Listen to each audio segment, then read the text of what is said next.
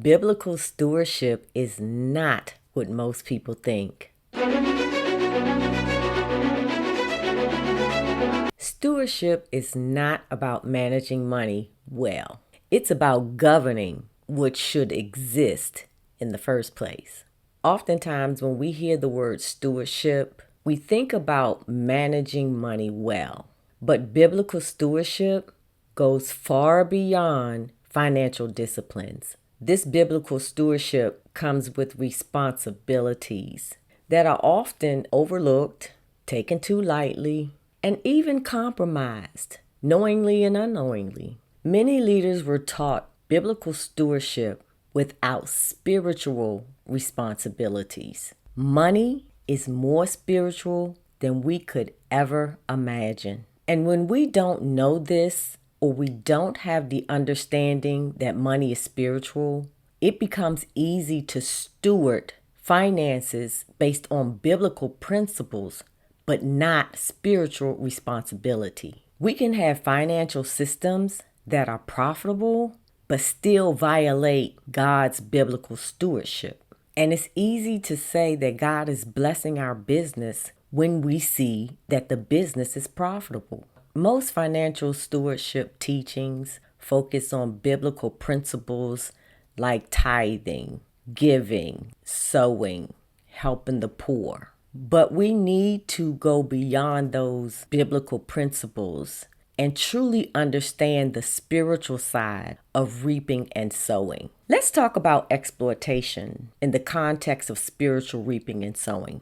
Exploitation comes in many forms, and we know that God does not like exploitation on any level. That's mental exploitation, financial exploitation, emotional exploitation. The act of exploitation is using situations unethically for selfish gain, for manipulation, for control.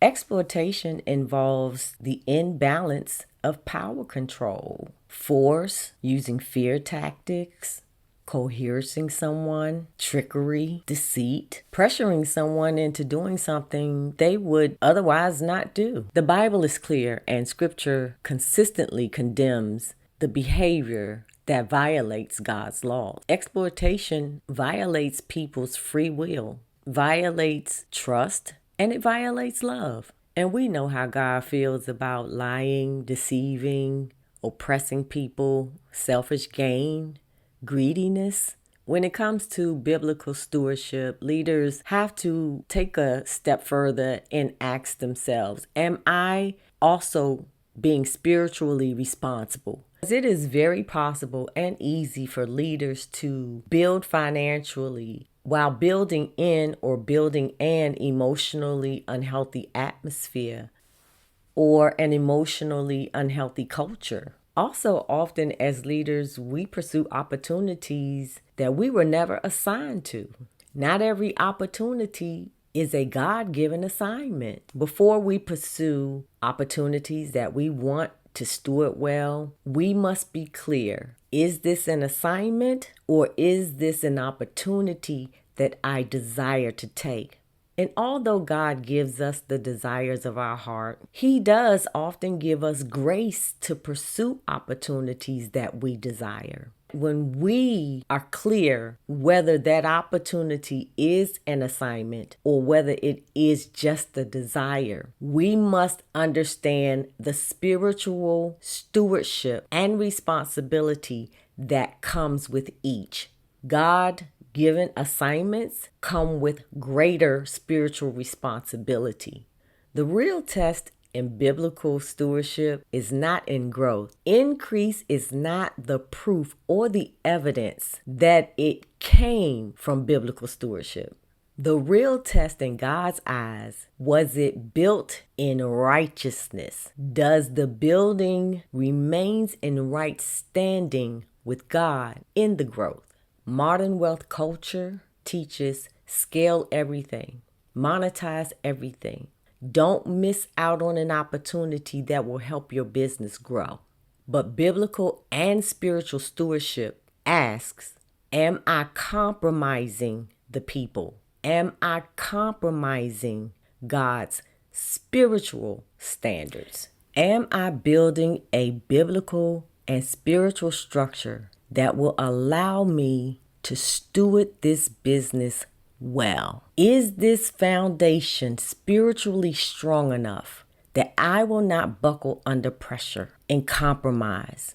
I will not buckle under pressure if I can't monetize everything.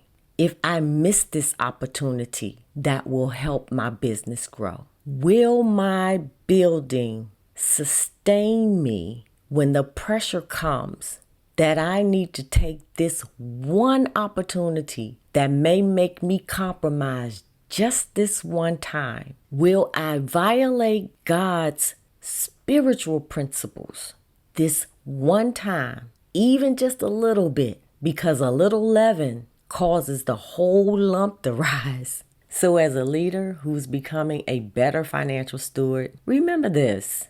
Our responsibility as leaders is not solely about managing money well. We are responsible for how we govern it, stewarding people, biblical principles, and spiritual responsibilities. Steward well, leaders. Steward well.